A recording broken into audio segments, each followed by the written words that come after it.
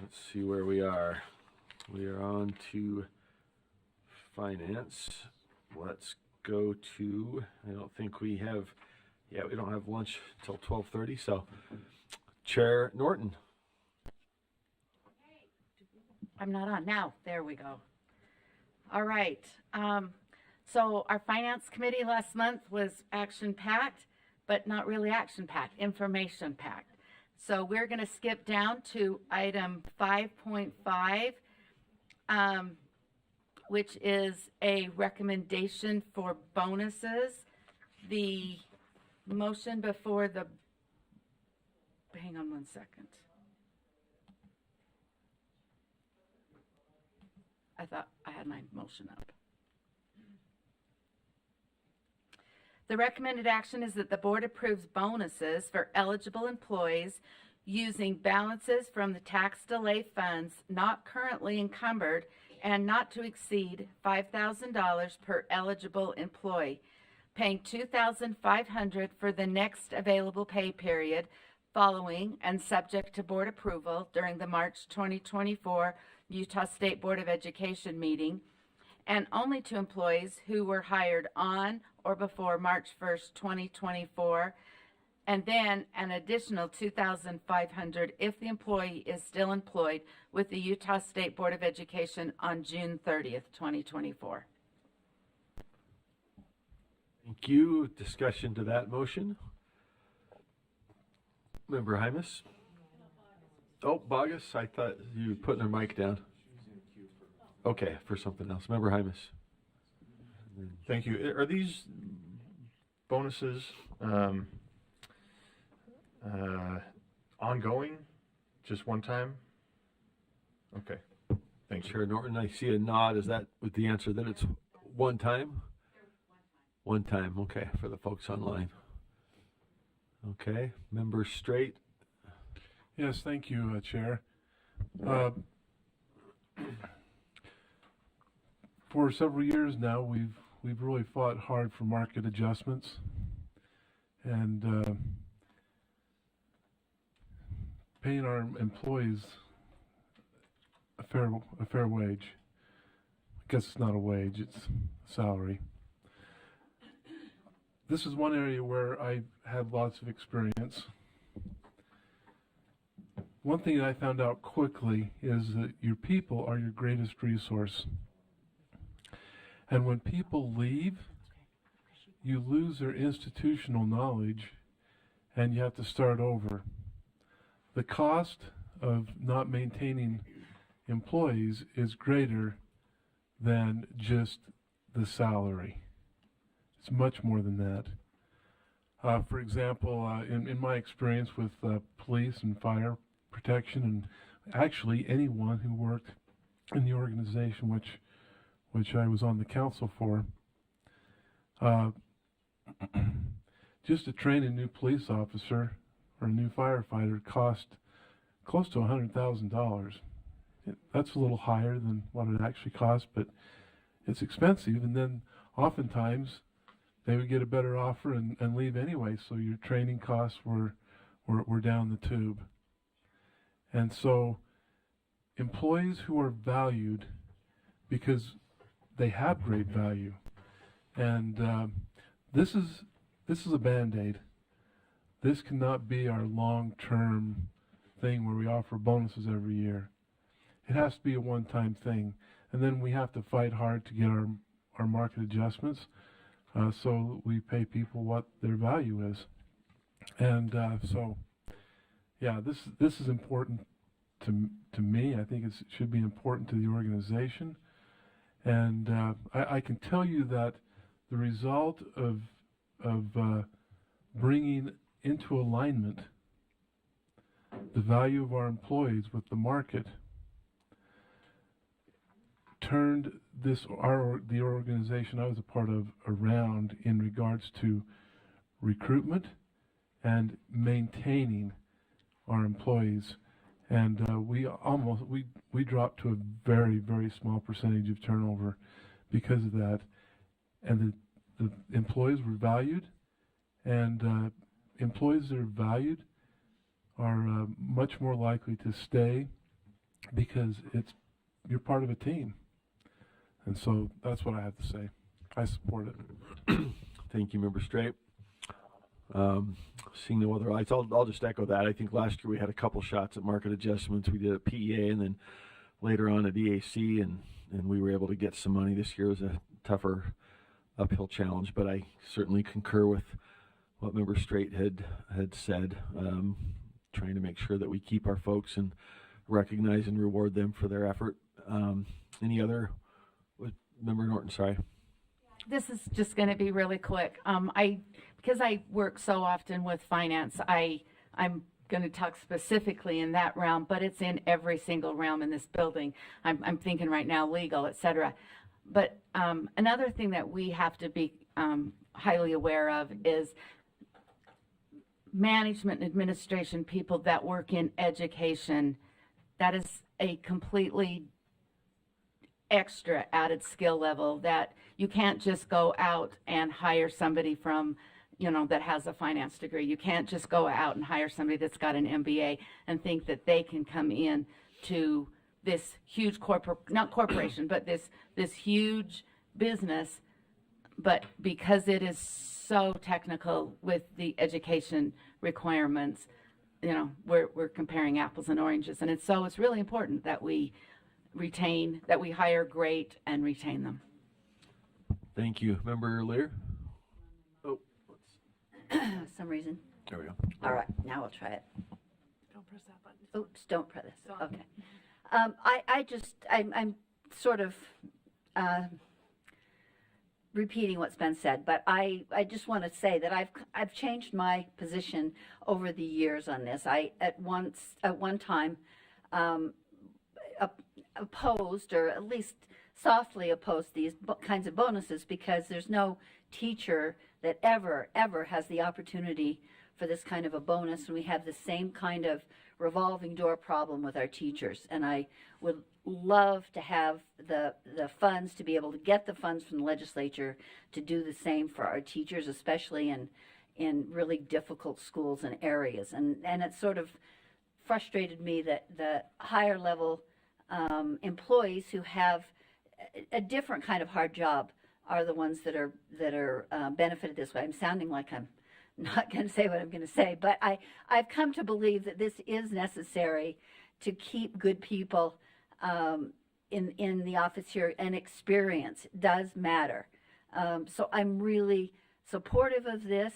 I just wish we could go down the food chain more and give more teachers this opportunity so we could have the same level of experience and increasing expertise in our schools for regular teachers. I've seen so many things in my career in education that have changed because a primary wage earner can barely afford to teach now.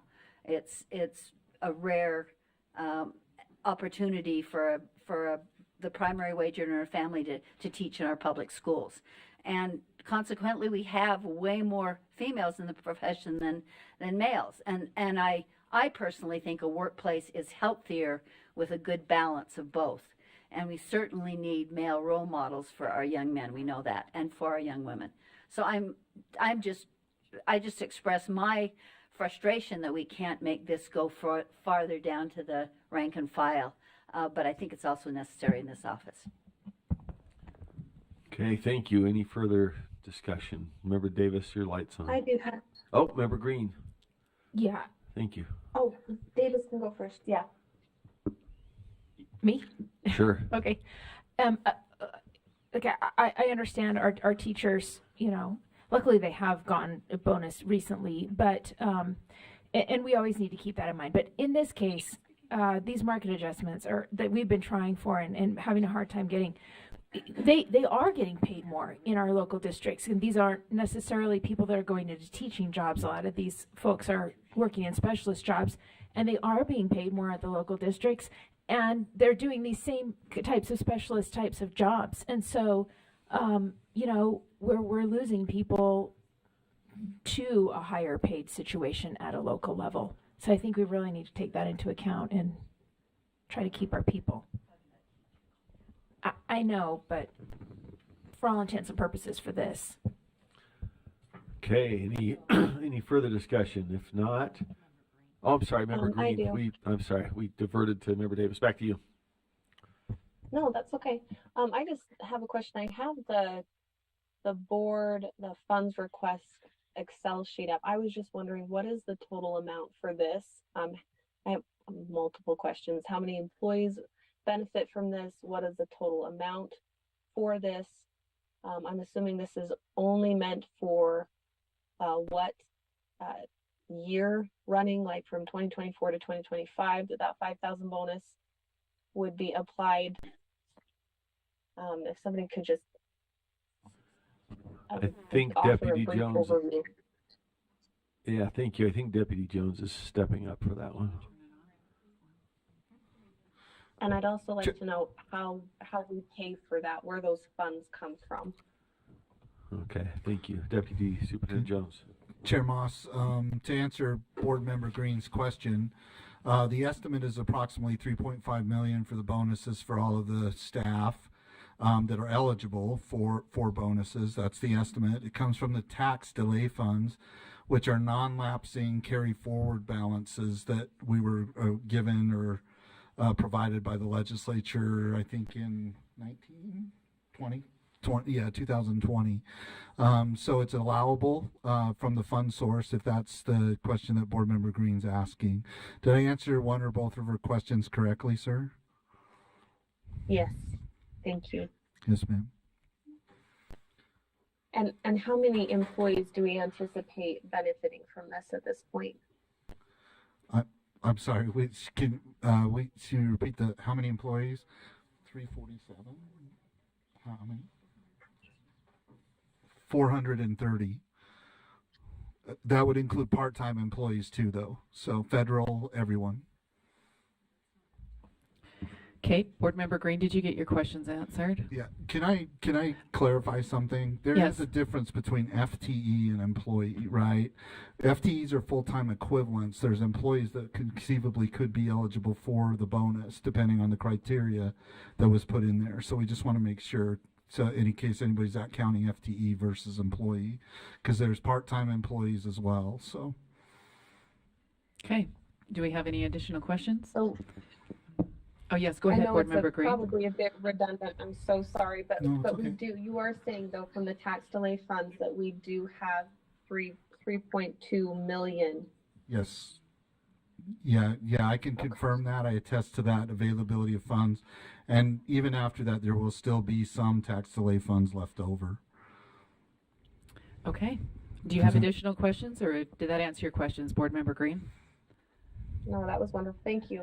Okay, Thank you, ma'am. all right, the motion before the board is, unless I don't see any others. Are you ready for the motion? Okay. The motion before the board is that the board approves bonuses for eligible employees using balances from tax delay funds not currently encumbered and not to exceed 5,000 per eligible employee, paying 2,500 for the next available pay period following and subject to board approval during the March 2024 Utah State Board of Education meeting, and only to employees who were hired on or before March 1st, 2024, and then an additional 2,500 if the employee is still employed with Utah State Board of Education on June 30th, 2024. And we are ready for a vote. So as soon as that comes up.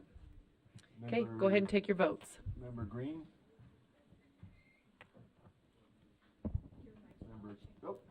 Member Carey? Member, there you go. Member Carey. Yes. Member Mem- Carey is a yes. okay. Member, I got it. Member Green. Abstain. Member Green abstains. Okay, and with 15, let's see, with everybody having appeared and voted, 13 yeas, 1 abstention, 1 no. Member Green abstaining, Member Klein voting no. That motion passes. Back to Chair Norton. Oh, Member Bogus, did you have a? So we skipped over agenda item 5.3 and I have a motion for that item. Okay. Sorry. We skipped over that because the board had no, the committee took no action. Right, so there was no action from the committee, but it's open to members to bring a motion. So Member Bogus has a motion related to the item that was considered in committee, but not recommended to the body. So I would move that the board approve R2 of 7747 draft 5 today. Okay. And with a second, I'll speak Is to that in backup? Yes. That's in backup. Is there a second? Yeah. Second Second that. to Member Green seconds that. Back to you, Member Bogus, if you'd like to speak to the motion. Yeah, thank you, sir. So I think as emails are coming in, we have a real misunderstanding of what's happening here. And that is directory information leaves our LEAs all the time. And it goes to many companies that market to people, whether that be your yearbook provider, whether that be Scholastic, whether that be the Kids Read Now contract that we passed last year. It goes out all the time. And we are trying to hold our charter schools to a different standard than we hold everyone else. And that I don't think is fair and sporting. And there has been great work and great effort put into ensuring that that this information cannot leave the charter school itself, that it cannot go to an authorizer, that it cannot do all of the things that we are concerned about. And there is a provision in here that tells our LEAs that they need to publicize what directory information is, and that parents have to opt out of directory information. And so with that, I would leave it to the body for discussion. Okay, discussion of that motion. Let's see. Wait, we got a lot of lights. Who's up first? Member Lear. Member Reel. Why, thank you.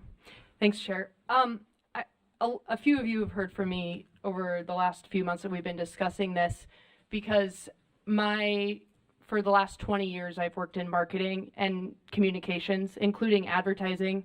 I spend $1 million of state money on advertising every year in my role at Salt Lake Community College. And I know a lot about marketing rules, and I'm sure Member Carey can jump in as well.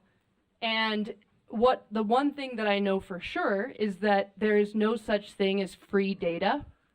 Data is precious, especially if you are trying to target folks with different messages on different platforms. And I use a comparison of the Utah system of higher education in this rule because I think it's applicable. If at Salt Lake Community College or at Utah State or at the University of Utah, we are not allowed access as a public institution to any student information without a cost. So if I want to recruit students from Granger High School or Hunter High School or Taylorsville High School, all feeder schools to Salt Lake Community College, we have to pay for that contact information. Each year, we get that contact information from ACT. So a student that takes the ACT opts in to giving out their contact information to be reached out by institutions of higher education, state institutions of higher education. And so when I'm thinking about this, I think about how this is it feels like a sneaky way of getting free data in a space where data is never free. And the other piece that I think about often on this rule is in my master's degree, I had a lot of libertarian professors that I did research with, and they were very pro school choice. And I learned a lot from them. I'm very grateful for them. And one way that they pitched school choice and charter schools to me was by thinking about it as a market. So in a market, and this was really convincing for me, and I think there's a lot to it. It said that in a market, if you are a great school and you provide a great education and the students have a great experience, you are going to do well in that market. If you are a low performing school where students do not have a good experience, that school will not survive. And that's how the market works, right? We will see schools that do well exceeding and schools that do poorly leaving that market. And so for me, this has nothing to do about charter schools and supporting charter schools. I'm very supportive of charter schools. But on principle, I think it's unfair to give away free data for marketing and communications purposes. And then on the other side, I think that if you are a school that is providing a great experience for students and for teachers and for parents, you will survive in the market, and you don't need to get lists of students' contact information, target them on multiple channels. You can upload, just fun advertising 101, you can upload contact lists to your advertising platforms and target specific students on social media based on their social media accounts. So when you have a list, this data can lead to a lot of different types of advertising and marketing tactics that I think it feels a bit unfair to do based on the system that we work in. But more so, I don't think that we should be having schools that have a lot of money targeting folks, but then the students are having a bad experience there. If you have a great school, you will see those enrollments grow, and that is part of how the market works when it comes to school choice. Thanks. Thank you, Member Reel. Let's see. We've got other lights have gone off. Back to you, Member Lear. I have too given a lot of thought to this. In fact, for the previous 6 years, I think I've been on the board, I've served on the data privacy committee and met frequently with our office, USBE data privacy specialists, and other people from LEAs that express constant concern about data privacy. And I want to take issue a little bit with Member Bogus's statement that that LEAs freely share directory information. That's not been my experience. FERPA right now says that LEAs may share, giving the discretion to the LEA, not forcing them to share directory information. Even though it can be shared, they don't have to.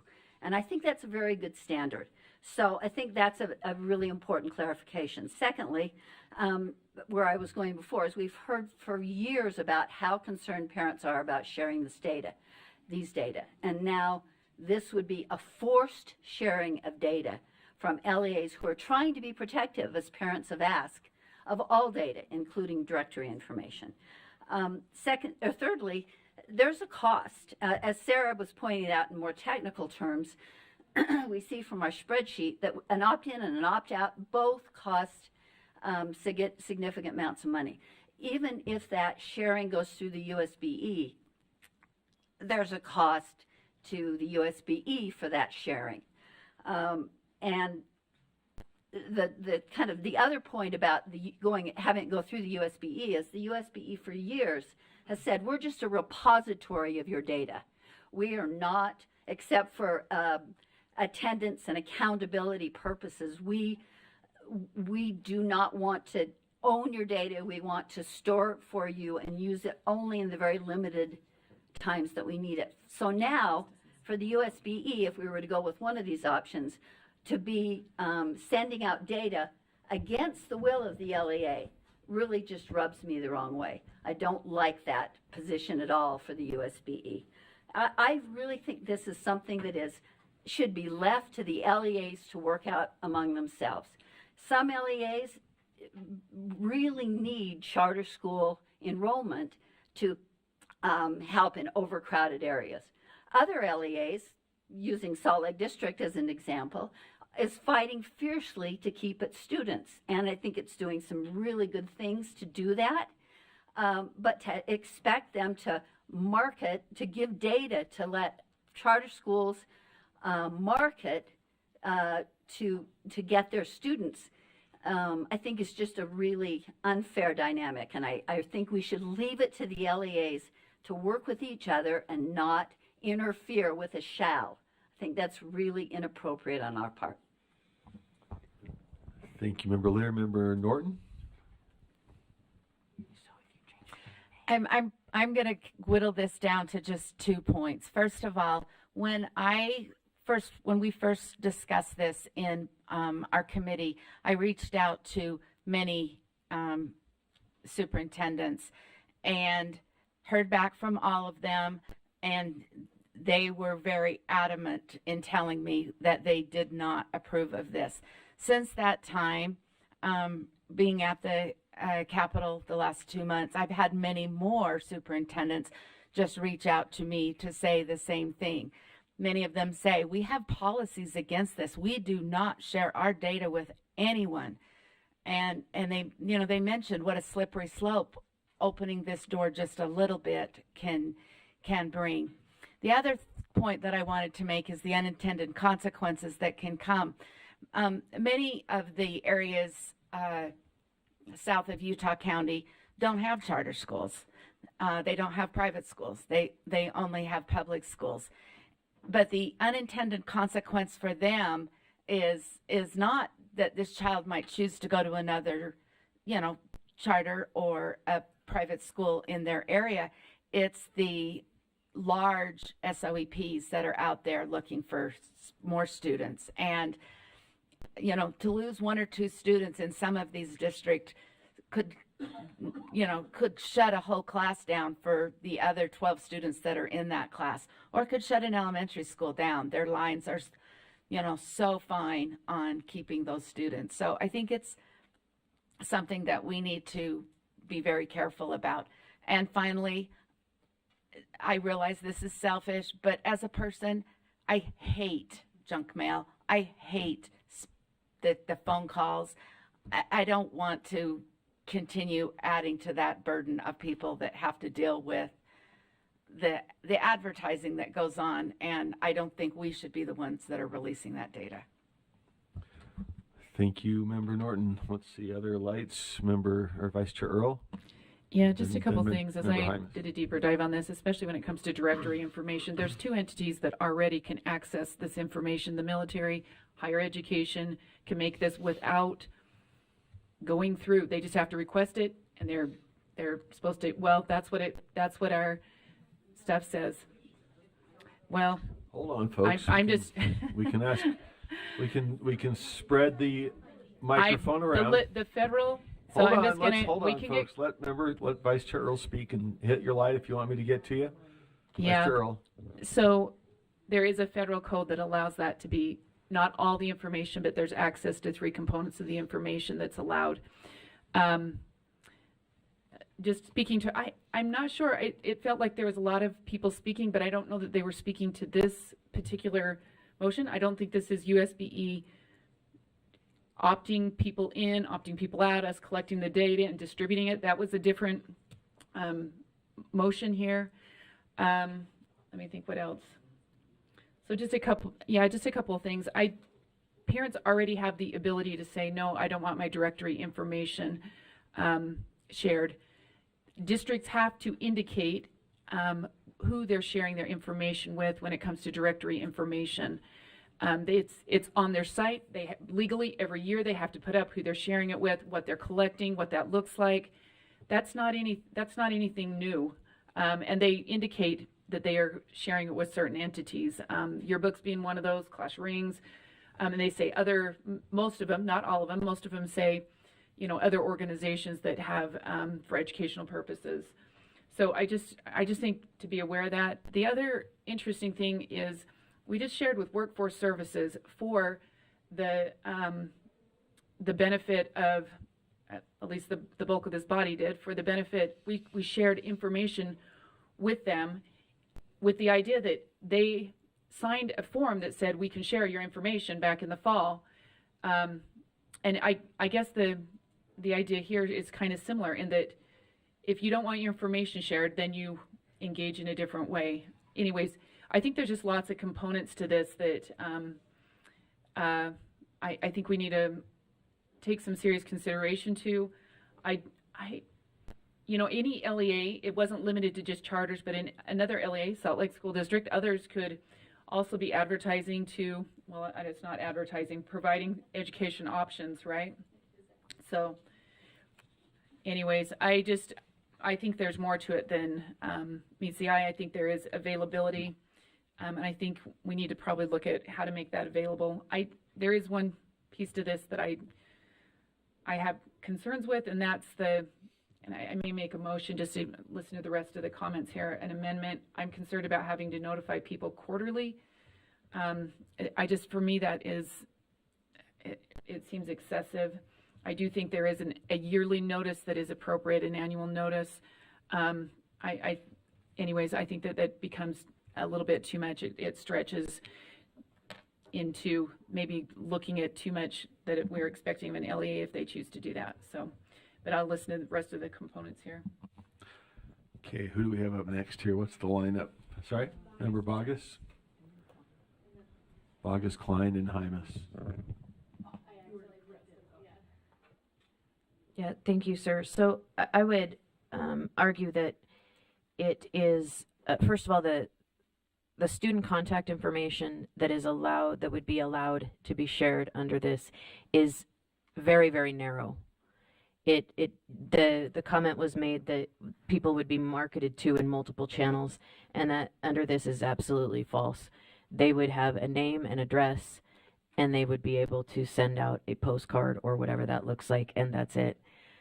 It wouldn't be a multiple channel notice process.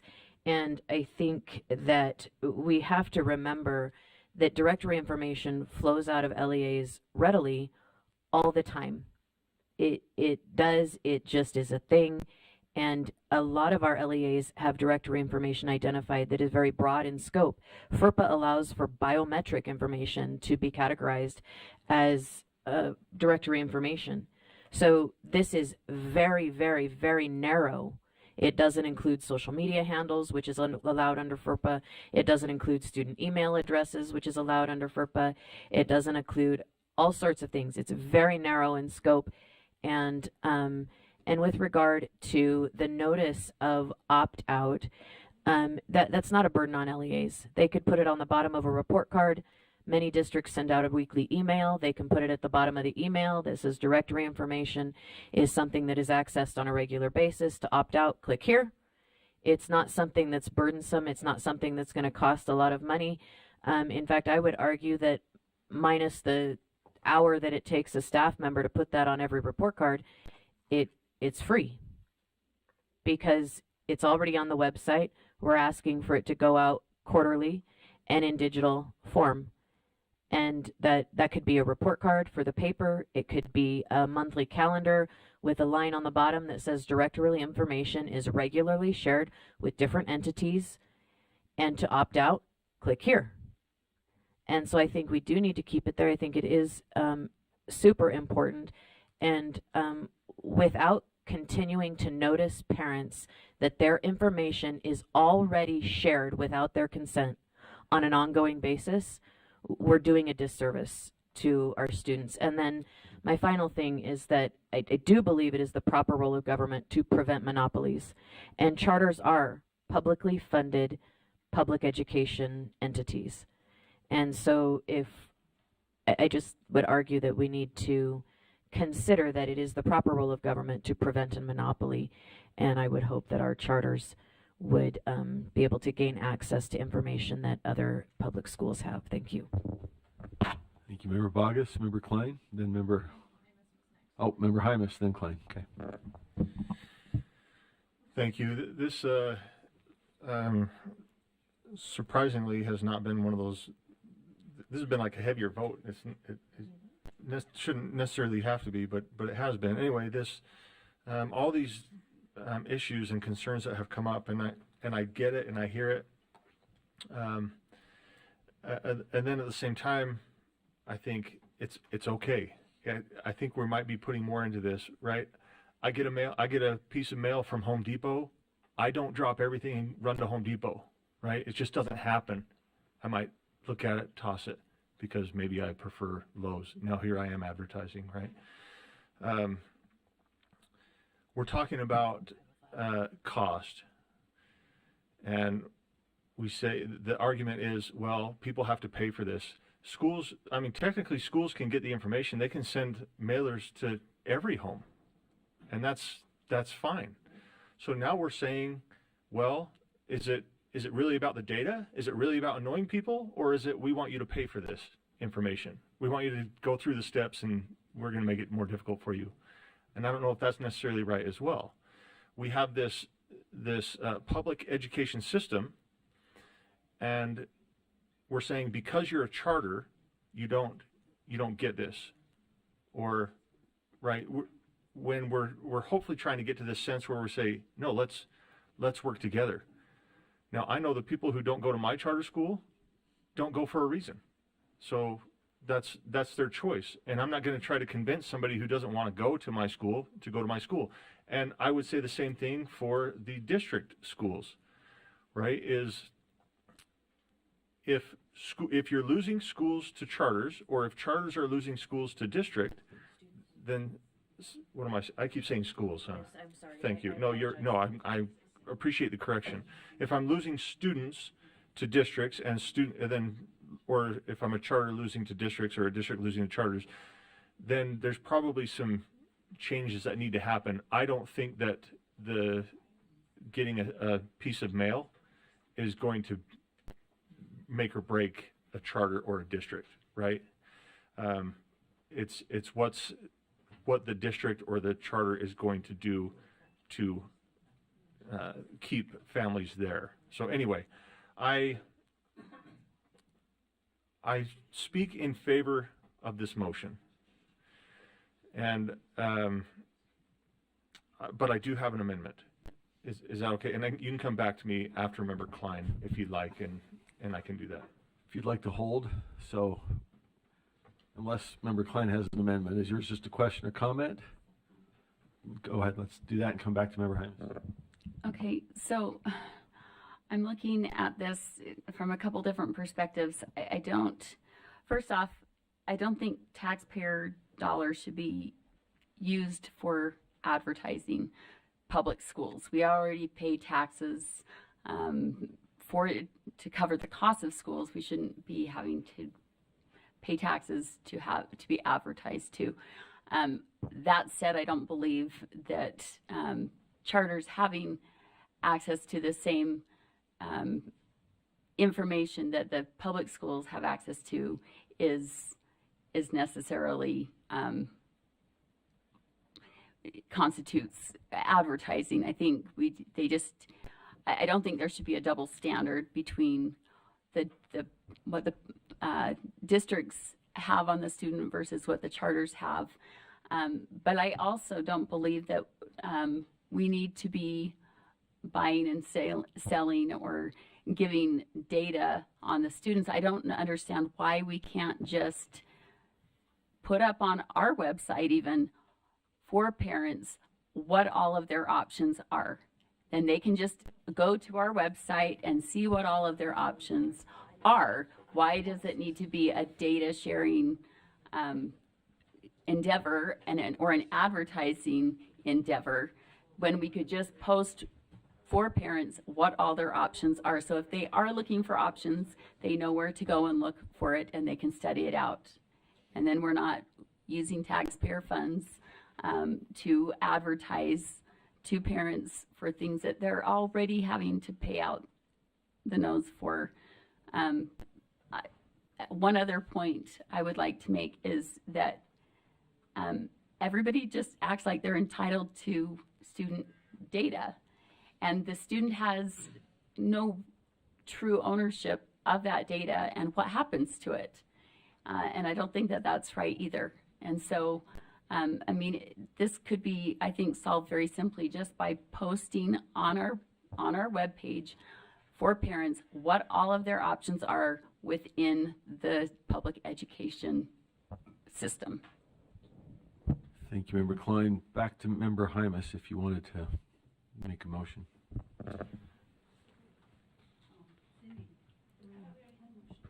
There is a motion. Member I Hymas was going to move to amend, but I can wait. The motion is quick, simple in my opinion, but it does change things. Line 278, I move that in line 278 we change the and to an or. And what that would do is, Let's get a second, and then second to the motion. The motion would be on line 278 to change the and to an or. I'll second that. That's been seconded. Back to you, Chair Hymas. Thank you. Here we have, this section 10, subsection 3, at least once per quarter, an LEA shall actively communicate the opt-out process in subsection 2 through, and then it lists these three items: paper communication, digital communication, and posting information on the LEA's website. I don't know if it's necessary, in my opinion, to have all three of those, but at least one I think is sufficient. So that's the purpose for the change. Okay, discussion of that motion to amend. Member Bogus. Member Davis, did you want to speak to this, or are you holding?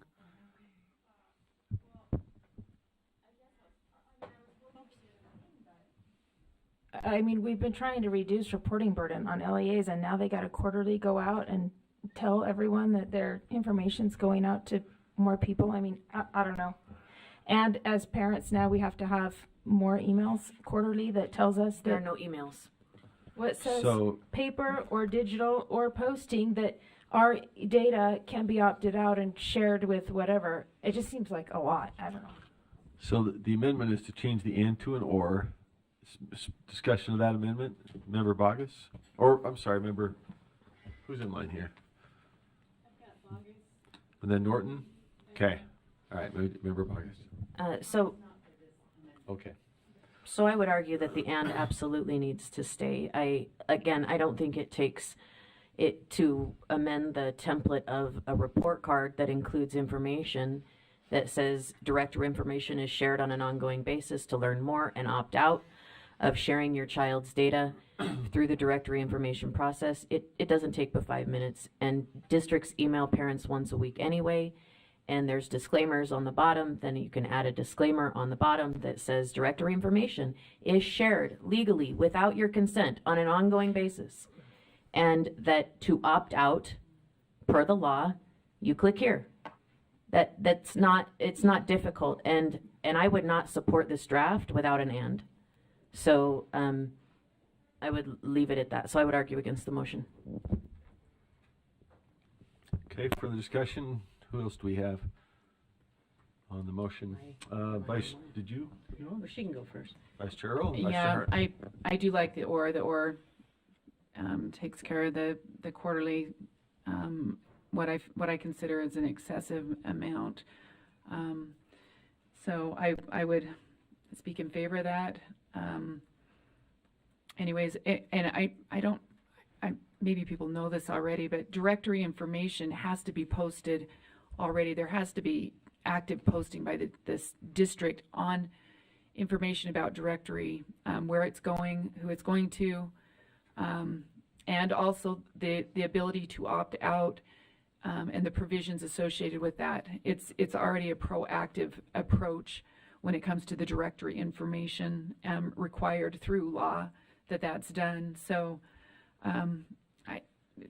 for people that think there's going to be a new process created, there isn't a new process created with this. It's there. It just needs to be, if we move forward on this, just articulated there. So.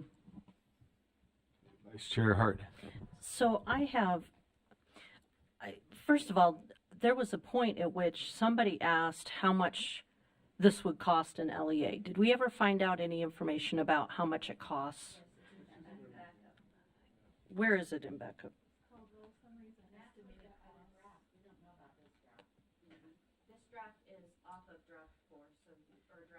So it would still. So I'll look at that in a minute, but we have entered into a space, whether we like it or not. We just finished the legislative session, and we are in quite a bit of a shift into an education marketplace model.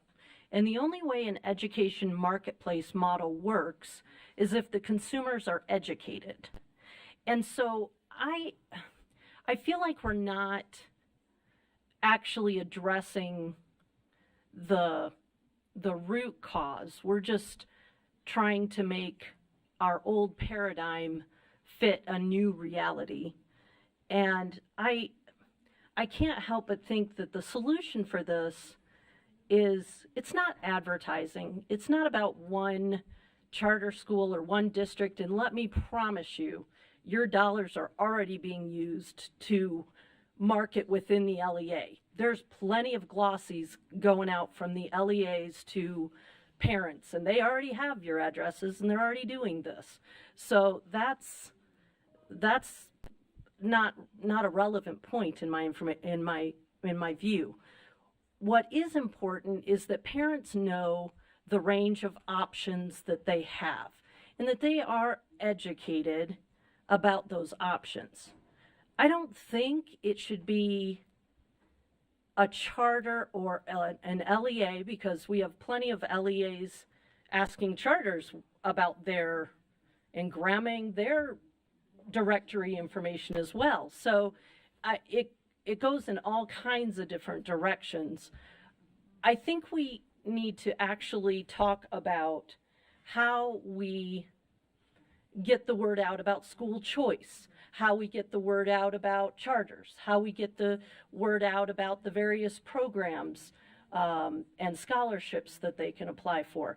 I think there has to be, this is a bigger issue that requires a different way of thinking, and to simply worry about this little piece does not solve the problem that we're trying to solve.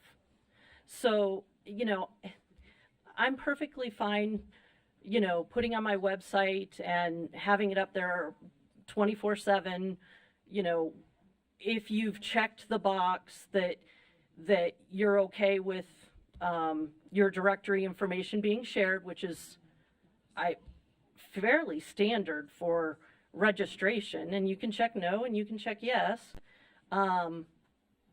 If you don't want your information shared, you just check the box. It's not hard.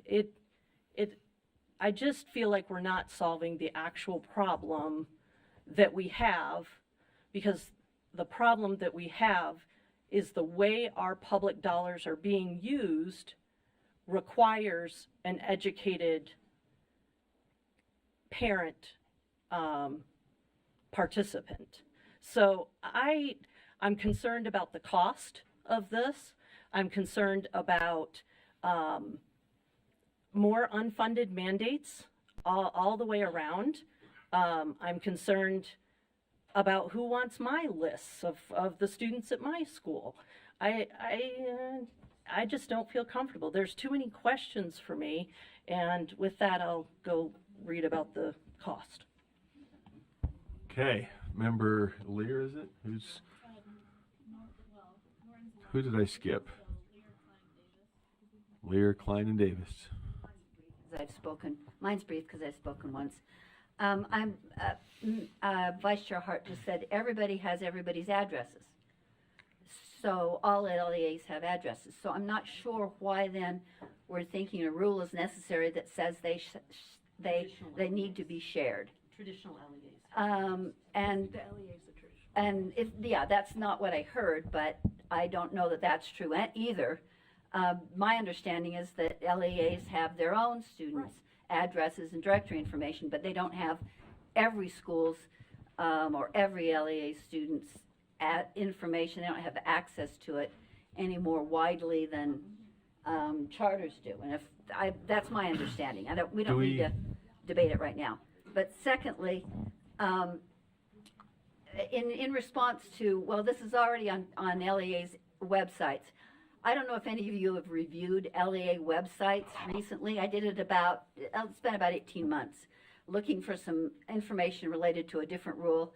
And many LEAs, I would dare say most LEAs, do not have required information on their websites.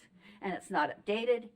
And it's because it's an overwhelming task. You need a full-time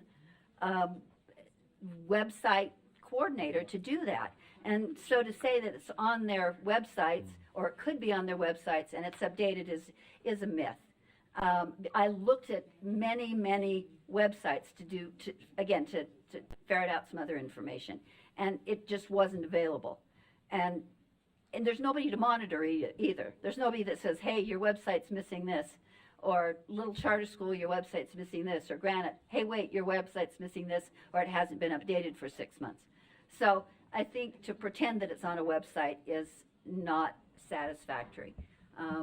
And to then force the sharing, I think, is not necessary or appropriate. All right, thank you, member Lear. Do we have anybody? We've had a couple questions come up about current practice and access. Is there anybody that might be able to clarify those questions about the current state of affairs? I see Katie Chalice might be willing to share a little bit. That might help.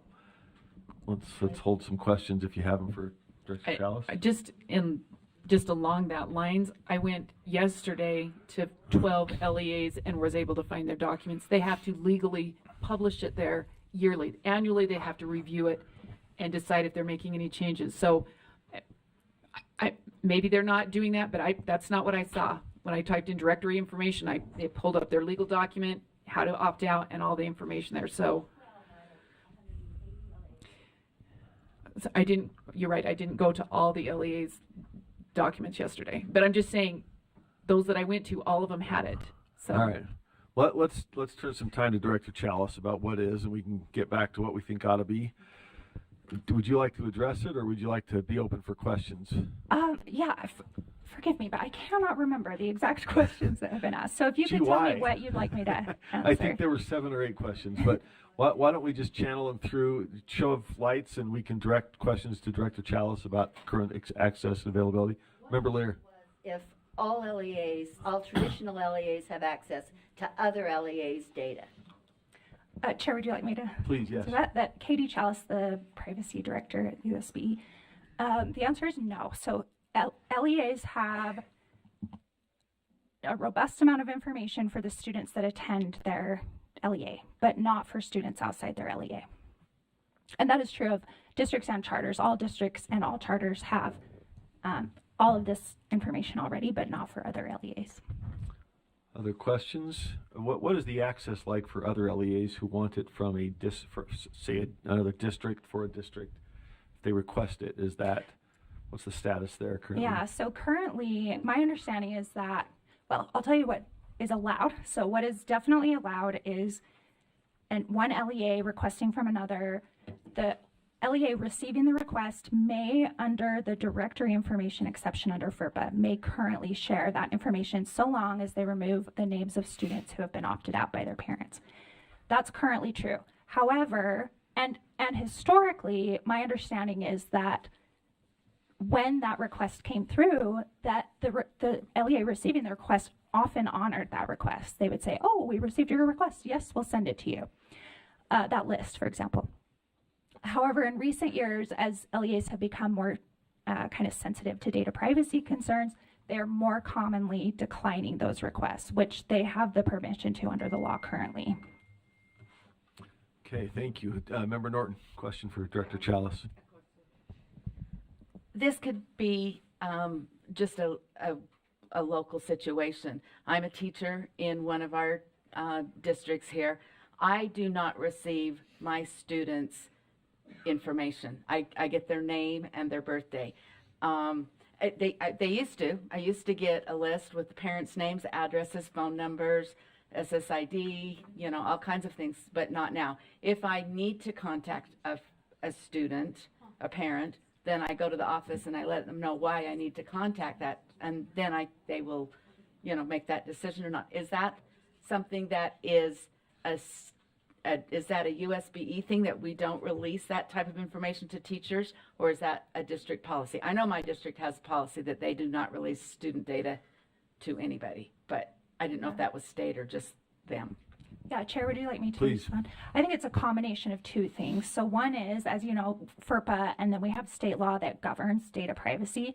The general threshold of who should have access to student data within an LEA is someone who has a legitimate educational interest. So it sounds like your district has determined classroom teachers don't have a legitimate educational interest in most cases to student addresses. And so they've made the decision, according to that guidance, to make a policy that reflects that. But there are some districts that may argue that yes, teachers need to have access to student addresses, and that's the prerogative of the LEA. Thank you, Director Chalice. Any other further questions for Director Chalice? All right, thank you very much. I do have a question. Oh, we do. Member Green. Yes, I want to try to understand then with this conversation, this discussion here, how Kids Read Now is different than what we're talking about, in the sense that all of these students' names and addresses were shared. I didn't give permission. I did because I'm a board member. Actually, I didn't vote for that. So, but I got books anyway in the mail, unsolicited. Can you explain the difference between what is being asked now in this rule and the Kids Read Now contrast? compare those two? Just so I understand. Yeah, I'm happy to. Chair, would you like me Please. to? Okay. Yeah, that's a great question. So FERPA, and sorry to get into like the weeds here, but I think it might be necessary to answer the question. It is, thank you. FERPA Yeah, is need it. this, the general threshold of FERPA is, hey, listen, you cannot share student information, personally identifiable student information, with anyone unless you have parent consent. And then there are a slew of what we call FERPA exceptions that are like, well, except under this circumstance or except under this circumstance. The one that you're grappling with right now is the directory information exception, which allows schools to share, provided that they've given the chance to opt out. For anyone who hasn't opted out, it allows them to have the discretion to share information externally. That's the use case before you now. To Member Green's point about Kids Read Now, the exception that would allow a school to share information with a product like Kids Read Now, or a product like their student information system, or a product like Imagine Learning if they're using it for literacy. The exception under FERPA that allows for that is called the school official exception. It's the same exception that allows Member Norton to have information about her students as a classroom teacher. So while in both cases the individual is requesting or are receiving student personally identifiable information, the reason behind it being permitted is different. And then there's kind of some nuances in what those recipients can do with the information. Chair, does that answer Member Green's question? Member Green? I do have a follow-up. Sure. With Kids Read Now, I have the option to opt out, correct? That's correct. And if I do, then we are also allowing parents to opt out. It's the same action. Names and addresses are being given. Names and addresses are being given. I can opt out of Kids Read Now. I also can choose to opt out of being having that shared with other schools in the area. Am I correct? Dr. Chalice? Yeah, that's correct. I'll mention that typically under the school official exception, there is not an opportunity to opt out. That opportunity to opt out was the discretion of the board, because you as a body were the ones who entered into that contract, and that was an interest that was expressed by the board. Hey, we understand that this data is going to be shared. It's important to us as the board to provide an opportunity to opt out. That normally doesn't exist under the school official exception. For example, Member Norton, students could not opt out of having their information shared with Member Norton. There's like this understanding that when you are in the school education system, there's certain people who need to have access to your students' data. But because the board wanted that special opportunity to opt out written into the contract, that's why Kids Read Now has the opt-out option. So one follow-up question, please. Sure. So how is us allowing the opt-out in this rule, how is that not able to fall under the school official exception? Chair? Go ahead. Yeah, thank you for that question. The reason it does not fall under the school official exception is because in order to fall under that exception, a few requirements need to be met. One is that the person needs to have a legitimate educational interest, which means they need the information to do their job. So while an LEA might have interest in kind of making parents aware, it would be hard to argue that they need the information to do their job to educate that kid. So that's one of the things. The other is that under the school official exception, the person or vendor that receives the information needs to be under what they call the direct control of the LEA that's sending the information. And in this case, it is not the case that if one LEA requested directory information from another, that the original LEA would be able to say, delete that, or I have the direct control over this. I need you to provide that information back. Like, that direct control does not exist in this relationship. Okay, thank you. We wrap up the questions. Remember, Lear, one more for Director Chalice. One more question, and I'm hoping you can answer this based on this rule. I'm not sure how carefully you've reviewed it, but I didn't see anywhere in this rule something the number of you have referred to, and that is if an LEA receives that directory information from another LEA, I don't see any prohibition in saying that LEA cannot then further share with another LEA or that. And if you can, if it is in this rule, if you can point me to the line, that would help me. Could I Yes. defer to the maker of the motion, Member Bogus? It is line 285. They may not 285. share the information outside of the LEA. May only share student contact information under this section but it says with the Utah LEA. So it doesn't say it can share then with subsequent LEAs. That is not the intent. Well, that's what it And says. my understanding in my discussions with staff is that they can receive it, but they may not reshare it.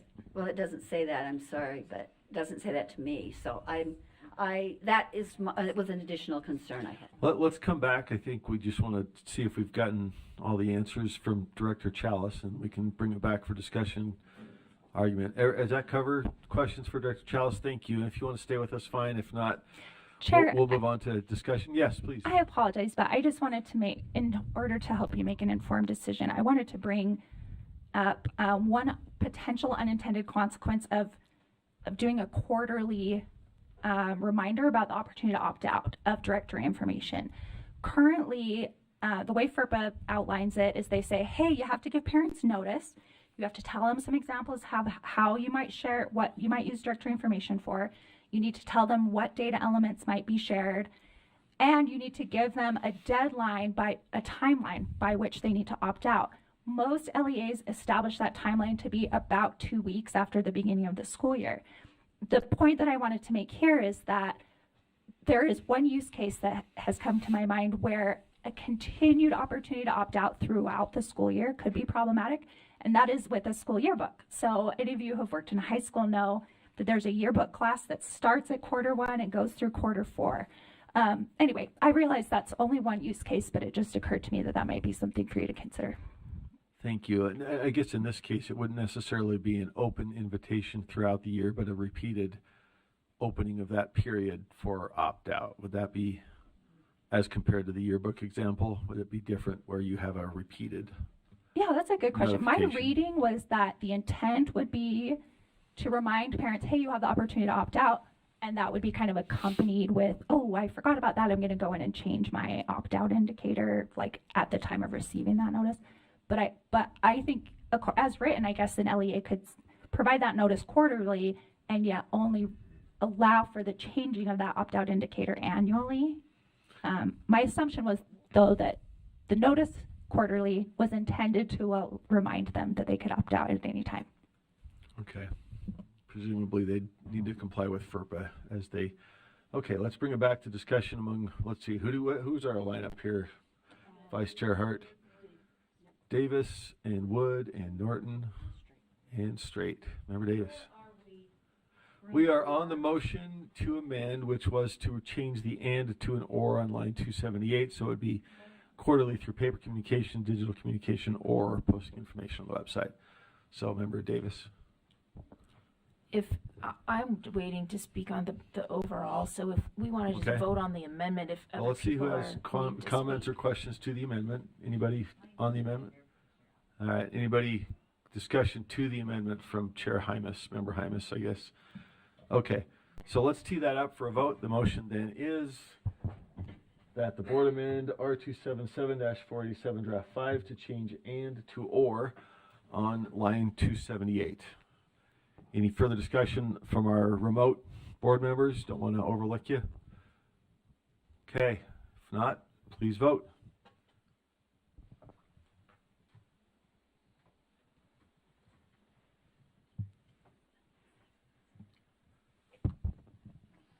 Green is a no. I'm sorry, green is what? Let me make sure. Member Green again? No. Member Green's a no. Member Carey? Yes. Member Carey's a yes.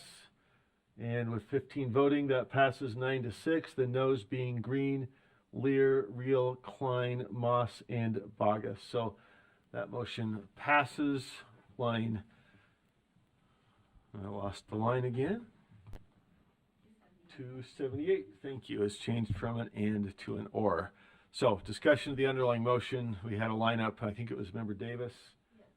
Member Davis. Okay. Yeah, thank you. This one has been a tough one. I've been up half the night thinking about this one. Just 5 points I'd like to make. One, it's when we talk about companies that have a school official exception, I went as a parent. I actually am a parent with kids currently in a district school right now. And I went and met with the data person and had him show me on screen and talk me through. If there is a school official exception, those are listed on the right-hand side where I go in to register my child. They're listed on the right-hand side, and those are very specific to the program of what I've chosen my child to do. And they're different for my student when they're in high school than they're in junior high, than they're in elementary. It's not a big free-for-all, everybody gets whatever they want. It's very specific to what they need to teach to my child. And I can opt out of those. Then when it comes to like my address and personally identifiable data that way, there are only 2 opportunities for that to happen. One is the military and one is higher ed. And both of those are on my front registration screen, and I have to choose to opt in to those being shared if I want the military or higher ed to have any access to my personally identifiable information. The difference, it has been asked with these school official exceptions, what is the difference between that and other people who want the personal identifying information? And the difference is on the school official exemptions, there is a provision in every single one of those contracts that if there is anything that is done wrong or my data is breached or leaked by any of those, there's a provision that my LEA can go after that company and hold them liable in court, and they can take it in the shorts or whatever that saying is. I don't even know. That's not the case in what we would necessarily be talking about here. The second point I've already made is the higher ed and the military and the opt-in. You could put a link on the registration page, as Member Klein was suggesting, and have a space in our website where every school can promote themselves. And you can have the link there on the registration page, and they can click on it and go and they can even be organized geographically. And then an online section where they can go and get information about every school opportunity for their child. And then you don't have to pay somebody to be collecting and sending and worrying about transfers and safety of whatnot there. The third point is, how is the data transferred when it's asked for? If you have a Skyward system, do you take the data off and send a list via email to the charter school? If it's a district requesting from a charter or a charter from a charter, do you pull information from Aspire and send a spreadsheet via email? And is that secure? These are questions I think we really need to have answered. And then from our data specialist perspective, if we did that at USBE, that's a whole new space that we haven't necessarily been in before, to my knowledge. And then there is a cost to that as well. Number 4, someone had mentioned, I think Jenny had mentioned workforce services. I think that was the summer food one, if I remember correctly. Yeah, and I think, I'll just say in the 5 years that I've been on this board, lots of worthy causes have asked for data. And my question typically has been, is it personally identifiable? If yes, then no. If they don't want personally identifiable, then yes, you can use this for doing all the great research and things like that. Except in the situation, for example, that one that was brought up, and that was for something that parents had chosen to feed their kids during summer, and that was the entity that was going to provide food in the summertime, if I'm remembering that one correctly. I'm seeing a shaking head no, so I might be remembering that wrong. The only other one that I remember with personally identifiable information voting on a yes on was during COVID, and the health people already had access to the personally identifiable information, and the vote just skipped one step to get there. Instead of 2 steps, it was 1 step, so they could alert people faster. So I voted in committee to do an opt-in situation on this. But since then, I really did it to support the charters who were asking. There are people who I really respect in this world. Kelly, I don't know where you are. If you're out there, I'm looking at you. And some others that I really greatly respect. It's really tough because since then, you know, I feel like I'm hearing from a lot of parents. I don't have anyone saying, please send my data out there so I can learn more about things. But I have parents saying, please don't do this. But the bigger issue that I did not expect is that not all charters are on board with this. I didn't expect that kind of feedback. That there are some who are saying, I don't want other charters or districts, I don't want to give them our personally identifiable information.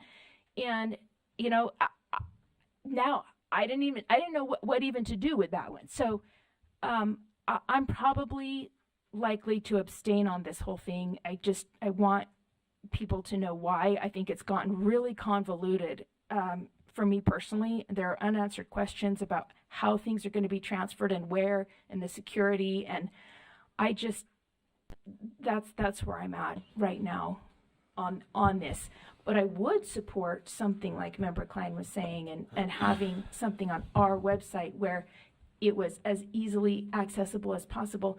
And also my own, like elementary in my neighborhood, we're declining enrollment. But the other elementary in my own LEA isn't. And we have some great things to offer. Should we be able to, you know, contact them? I don't know. Because even in my own LEA, the other schools don't have access to my personal identifiable information. Only my feeder system school, elementary, junior, and senior. Thanks. Okay, thank you, Member Davis. I lost track of where we were. Who's up next?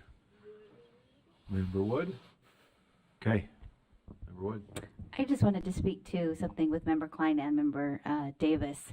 We had a bill passed last year with Representative Peterson, HB 249, which requires us to put on our website options for the student to make changes to its student's educational environment, options for alternate school enrollment, options for differentiated start or stop times, options for, I mean, there's lists I can go on. There's more than a dozen different things that we are required to have on our website. Where are we on that? Because then is it a matter of how do we make this, do we require that every single LEA in our state have a link to that spot where, you know, need something else for your child? Click here. Here are your options. And is it defined by area? Is it defined by high school K through 12? Where are we on that? And I don't know who to ask. Somebody who we might, looks like Director Chalice might be able to answer that.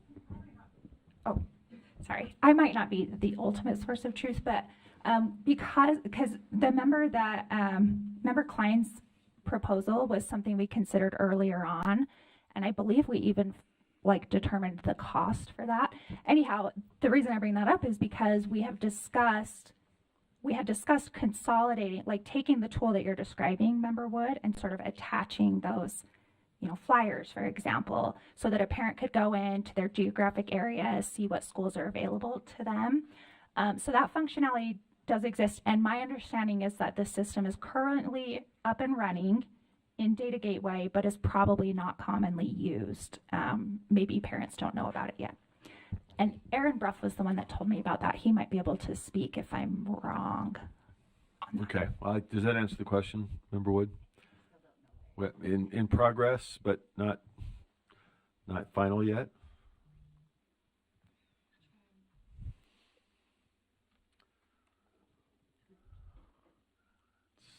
Thank you. My understanding is it is ready. Oh, okay. But It is ready. and functioning. Okay.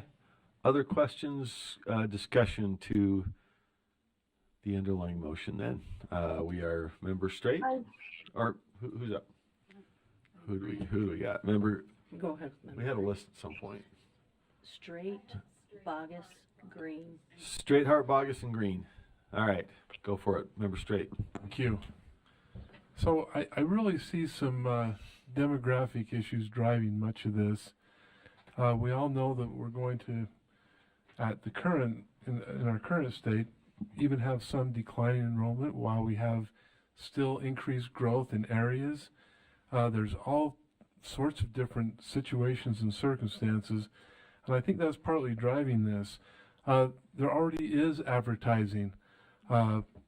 If a school district wants to bond, they have to advertise and to meet the needs of the public, and the legislature requires that. We also have advertising in regards to charter schools doing their recruitment. I think that's wise on their part. They're trying to compete. Everyone's trying to compete, and isn't that the basis of choice? Now we have a third element which is going to impact us, and that is the vouchers. Those vouchers could affect all public schools, traditional or charter. And so, yeah, I'm weighing all of this.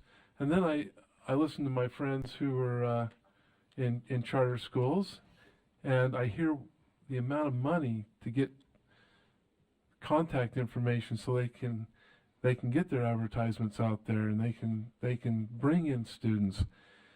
And the amount of money is wow. And so the question was asked earlier, and I know that we've talked about this in the Finance Committee. We've brought it up several times. What's the cost? What's the cost? Well, I've talked in the last couple of days with some school administrators, and they say that it's very difficult to quantify the cost, but that there is one. And so we put this recurring costs, one-time costs with these different drafts, and we did the best we could, but there's such a wide variation all the way from zero to this. And so it's so hard to dictate that. We want a level playing field. I think, but I'm not 100% certain, that all of the drafts include language that all schools need to, or all public schools need to share data. If I'm wrong about that, I hope to be correct. Yeah, so it can go both ways. The difficulty is there's so many schools, there's so many districts, depending on the circumstances, that it's hard sometimes for districts to manage all the different elements of this program. Anyway, I guess the bottom line is that really what it would take for me to support anything here is we have to deal with the cost, but more importantly, we must deal with parents' rights and their children's data. And it seems odd to me that we've kind of reached a conundrum here where some of the advocates of privacy have kind of changed and done a 180. And so I'm a little bit confused by that. But we have to make certain we protect parents' rights with their students' data, and we have to deal with the cost. And that's my view. Thank you. Member Straight, Vice Chair Hart. I think it's kind of goes both ways on that. I think the people, there does seem to be, there's competing philosophies, definitely, and it creates cognitive dissonance in some ways. But at the very base, there is an opt-out in this. So you can opt out. So I'm not sure why we're making it more difficult than that. Thank you, Vice Chair Hart. Who is up next? Member Bogus, Member Green. Thank you, sir. So I would just like to respond. Off mic, somebody said make it opt-in. I agree. Let's make the whole system opt-in. I agree. Let's make everything opt-in with no caveats, no carve-outs for vendors, none of that. No school official carve-outs. Let's make everything opt-in. But if we're not willing to take that step to produce student privacy in a way that's authentic and real and without adulteration, then we need to treat our charters the same way that we treat KRN. It just seems absurd to me that we spent $7 million paying a company to market to Utah's children, and our LEAs gifted them the directory information under an exclusion clause. It just seems absurd. How many times in the past year have we known that there was a leak? I know of at least 5. How many times were parents notified that things were leaked, that a data leak had occurred? It happens all the time and parents aren't notified. I think that's kind of a crazy thing to even bring up. I also wonder about, the concerns that were brought up about how the information is transferred. I send encrypted emails all the time. I send folders that require a password that is delivered over the telephone to open up. You can encrypt things left, right, center, and backward. The security of that data release is something that is never secure. I mean, the CIA can be hacked. So it's never fully secure, but it is secure in as much as it can be secured. And then finally, I would just offer that I do see a 180. I think we pretend we're Oprah Winfrey in here and we just give data out left, right, and center like we're in a GIF. It's funny. Some for you, data for everybody.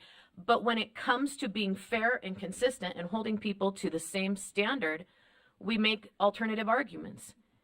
And that doesn't seem fair and sporting either. Data flows through this agency it's like the leak in the Titanic.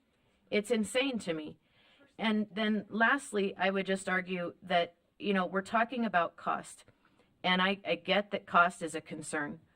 But when we think about fiscal impact, we have to think about the fact that buying these mailing lists costs money.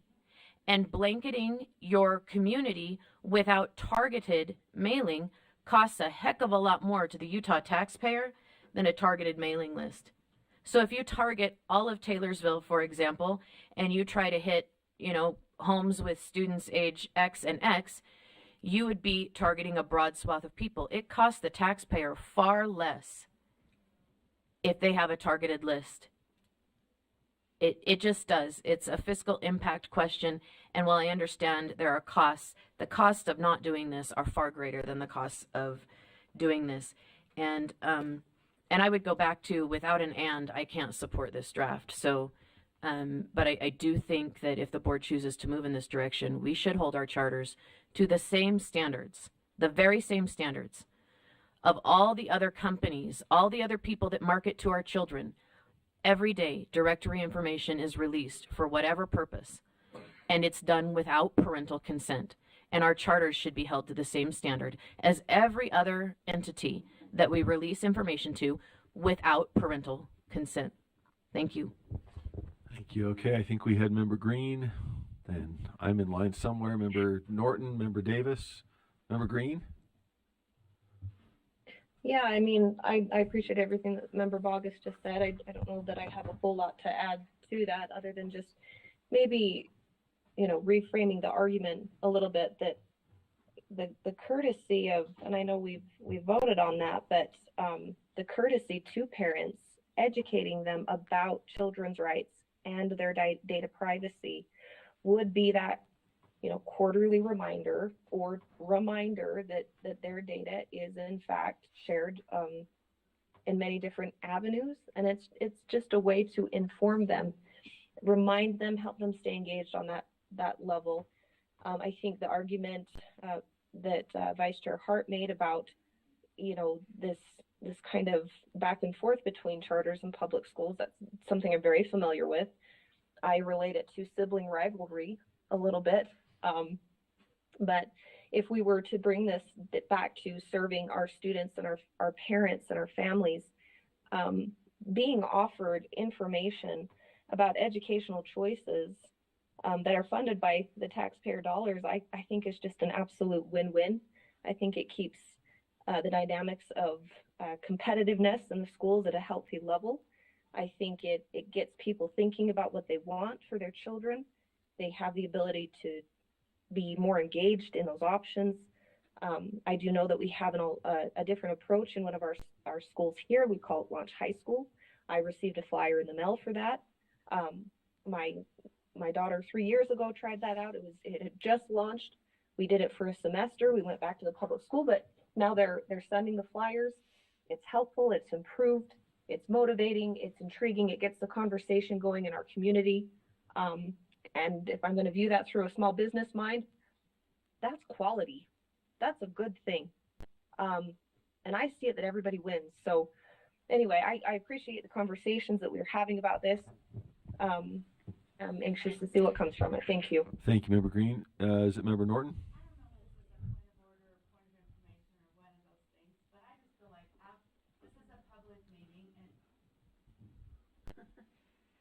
This is a public meeting, and after those comments about our data being like the Titanic around here, I feel like we should have some information from our Director of Data Privacy on that.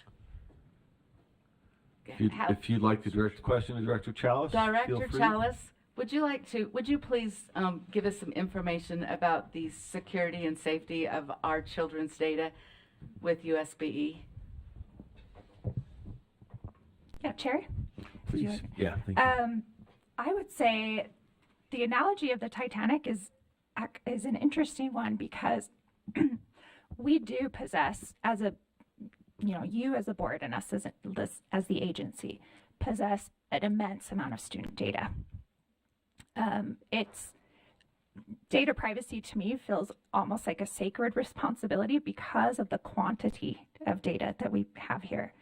So in that case, I do think the analogy is apt. I do not feel that, for your information, the board is generally an absorber of information from LEAs and is very rigid and restrictive in what we share back out. If there is data being shared, it is either required by statute or it's something that the board has weighed in on. So I guess in that way, I think the analogy is maybe something I disagree with a little bit.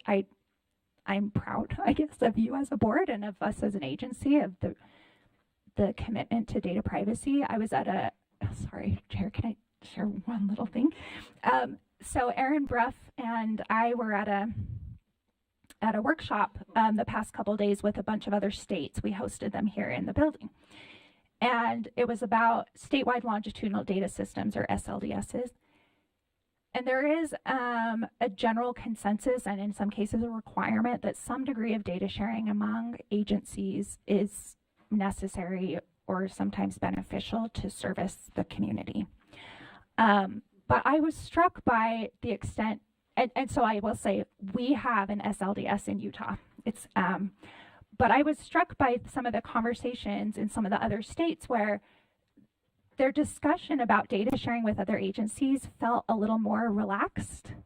And I thought, I'm so grateful that in this board that you are privacy conscientious. Nothing is assumed to be appropriate, but rather that you're conscious in your decision making. So in that sense, data does leave, but I wouldn't say it's by accident.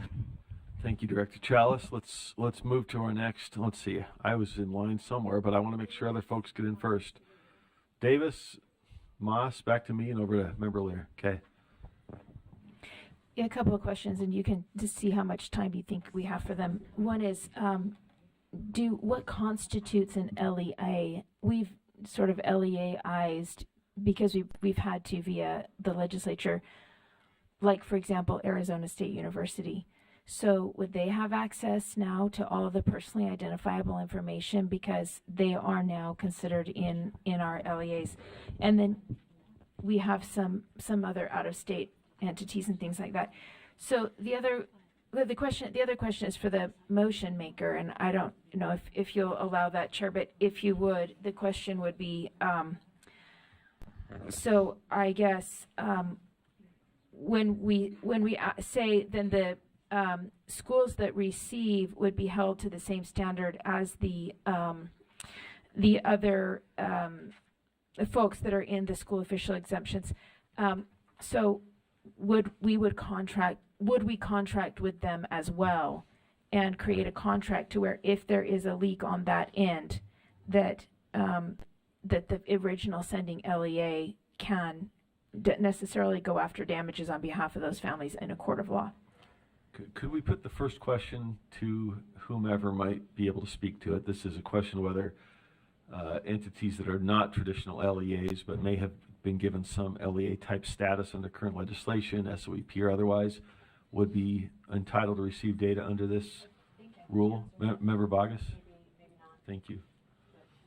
I think I can answer that question, Member Davis. So in my research and speaking with lots of people, my understanding is that as the definitions are in the rule, it would prohibit that. Can someone bring it up? The rule. Was it law? So it's not something that I fiddled with the definitions, but in the rule it defines LEA as, and I'm going to direct your attention to line number 64. LEA includes, for the purposes of this rule, the schools for the oh no, that's not exactly what we want. So LEA is defined in code, and it's also defined in board rule. And my understanding in my research, because I asked a lot of questions, was the answer to your question is no. It cannot go to those entities. Even after last year, when the law changed? My understanding in all of my research is the answer to your question is no. Now, if a member of our staff or our legal team wants to contradict that, but my research indicates the answer to your question is no, that it can't go to like Arizona State University. It can't go to an out-of-state entity. My example was Hillsdale Online. They can't call one of our LEAs and ask for this information and then send notices of an option that's available. That's not what this is intended for, and know that cannot happen. I see you shaking your head, but I don't want to put you on the spot. If any member of staff wants to contradict that, and then I can answer the next question. We also have line 281 that says it's upon request from another Utah LEA, right? So this is limited to Utah LEAs. So Yes. just let's throw that in the hopper. If you have anything to add, Director Chalice. Oh, yes, I'll just confirm that, yes, that was the intention when we wrote it, was that it was limited to Utah charter schools and districts. Okay. Public charter schools and districts. So do we need to change LEA? Because And USD. ASU is an LEA now in Utah for SOEP purposes. Did we change that? Superintendent Stallings, I think, has a comment. Thank you. Angie Stallings, Deputy Superintendent Policy with USBE. ASU is not an LEA. It is a certified SOEP provider. So it's very different. It's only given privileges or been approved for certain purposes, but not as an LEA. Limited. It's a limited purpose. It's called a certified, I believe is the term, certified online provider, not an LEA. Quick follow-up. Are the other SOEPs considered LEAs? So would they have access to this? Deputy Stallings. The other 6, I believe there are 7 total, and I believe 6 out of the 7 SOEP providers are LEAs, meaning they are also school districts or charter schools. So my guess is that those entities, if they were to request data from another LEA, would likely do it in their capacity as an LEA and not as an SOEP provider. But they could have those data. So like Mountain Heights would be an LEA by Yeah. virtue of regular operation, and then That's also helpful. might. Yeah, and then the second Okay. part of my question was just for the motion maker about the other things that were mentioned that we need to have encrypted data and such. Is that in the rule? And also would we contract with, if anybody was receiving, let's say a district was receiving information from a charter, would the charter contract that they could go and receive damages in court if there was some kind of a breach, like we do with our the others, to have it be the same, the school official exemption vendors? Somebody, Dr. Chalice, thank you. Well, it was actually Oh, I'm sorry. For the motion. Sorry, Member Davis. Back You to just making the did- motion. I just want to make Member sure I'm Vargas. understanding the whole landscape here. There you go. Back to So- Member Vargas. I would defer to Director Chalice if she chooses to answer instead of me, but my understanding is that the transfer of student information, for example, a student file, this would fall under the same method of disclosure. You don't just randomly send it. There's a way that you send it so that it's encrypted and protected. And that this would be under that same process. Now, if I am incorrect in that understanding, I would love to be corrected. And then the answer to your other question would probably fall under Utah code, or we would have to amend the rule to accommodate that, because as the rule is written, there's very little changes in it.